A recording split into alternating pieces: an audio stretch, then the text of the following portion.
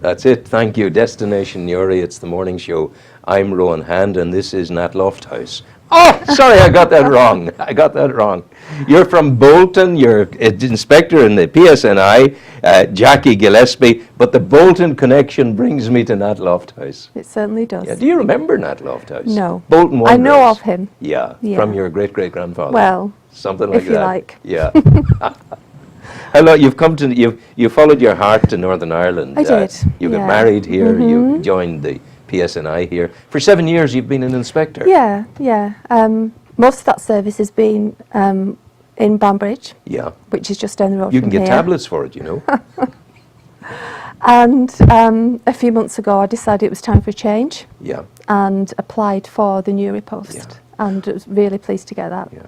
What I love, you used a word there that maybe slipped over the heads of people, but it hasn't slipped over my head. Most of that service. Because that's how you see it. Yeah, well, we are a police service. Yeah, you can be called anything in the world, but for a person who's an officer, for it naturally to come out, that's not coming out of the name. Right. That's coming out of the way you see the job. Well, it's absolutely right, because I do see it as a service. We're public servants. And I say to people quite often, we're here for you. We're your police service, so use us. Yep. Report things to us. If you need help, come to us. Tell us what it is you want us to do for you, because that's why we're here. And I think sometimes people lose sight of that, that aren't in the organisation. Yeah. And we always like to remind people that we're theirs and we're there to serve them. Yeah, it's a lovely concept. The protection of life and property. Absolutely. That's as good as it gets, really, isn't definitely. it? Yeah. It's the first overarching aim of our role is to protect the community, protect people, protect life. Sometimes protect them from themselves. Yes. Yeah. Goodness gracious. Yeah. So the voyage to Northern Ireland came about as a consequence of just loving the place. You'd been here, you'd seen it. Yeah, well, I travelled over with the man who's now my husband. Yes. To visit his family, and never having been here before, I was struck by how beautiful it was. What a friendly, warm place it is, and the sense of the community here, to me, was apparent straight away, regardless of which area I was visiting. Yeah, of course. So I looked then actively for opportunities to join the police service here. Yeah. Were you in the cops in Bolton? Yeah. Were you? Well, I didn't serve in Bolton. I served in Worcestershire, a place called Redditch, just outside of Birmingham. Heard of it? How long have you been a police officer? 18 years. 18 years. Yeah. So from Redditch with West Mercia Police, then I applied for the PSNI whenever the opportunity came up. But it was almost like, I know you were coming to the beauty of the place, but it's hardly, the PSNI coming off the back of troubles and awfulness and whatever, it's a jump into a cauldron maybe. Not really, no. It's a fabulous organisation to work for, and it's probably one of the best things I've ever done. I'm really proud to serve in the PSNI. It's just a very enabling, positive culture, and we're all aiming for the same objective, which is to serve our community and make the place safer. And the 2 stars on you, the pips on your epaulette, would indicate to me that they value women as well. We value everybody in That's our a real police answer. No, we value everybody, and I think for me the key is to value difference. Yeah. Because everybody is different. Men are all different within themselves. Women are different within themselves. Everybody's got something to bring, and it's how you get the best out of those people that matters. That's a lovely philosophy, because the joy of a garden isn't all white flowers or all blue flowers. It's the tessellated mixture of wonderment that provides a garden. So humanity's like that as well. It is. And you're identifying that in your work.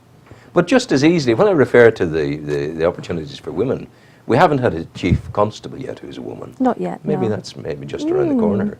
Maybe. Watch this space. The world is full of surprises. Well, you remember the day you're announced as police chief constable. I know you're not saying that, but we're being prophetic here. You simply come down here as your first port of call. Oh, right. We wish that promise Thank from you very now. much.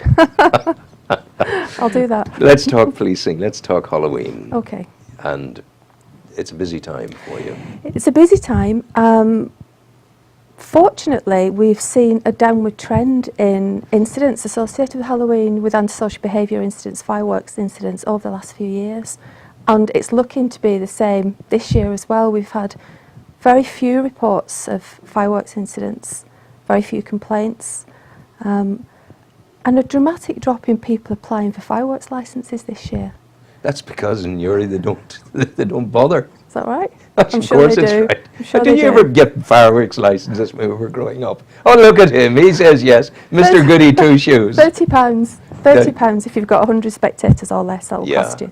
So say I want to have a fireworks display for my kids in the garden. Do I have to get a license? Yes. Wow. Yeah, you do, yeah. Yeah. It's £30. And the penalty for not having a licence and being convicted of that offence is either £5,000 fine or 6 months imprisonment. Yeah. And we don't want to spoil anybody's fun. Yeah.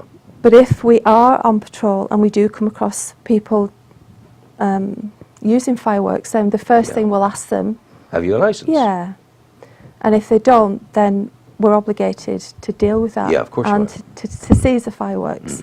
And believe me, there's nothing really quite worse than when you're taking fireworks away from young children.